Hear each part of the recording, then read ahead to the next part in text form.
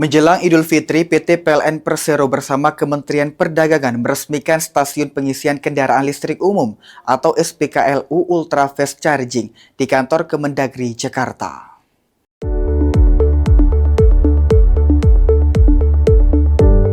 Fasilitas ini dihadirkan untuk mendukung perkembangan kendaraan listrik sekaligus memperluas infrastruktur pengisian daya di ruang publik, khususnya di lingkungan instansi pemerintah. Menteri Perdagangan Budi Santoso mengapresiasi langkah PLN yang cepat menghadirkan fasilitas pengisian kendaraan listrik. Ia berharap keberadaan Spklu ini dapat mendorong masyarakat semakin yakin beralih ke kendaraan listrik. Sementara itu, Direktur Utama PLN, Darmawan Prasojo mengatakan, kolaborasi ini merupakan bagian dari upaya mempercepat transisi energi, serta mendukung ekosistem kendaraan listrik di Indonesia. PLN juga membuka peluang kerjasama dengan berbagai pihak untuk memperluas pembangunan Spklu di berbagai lokasi strategis.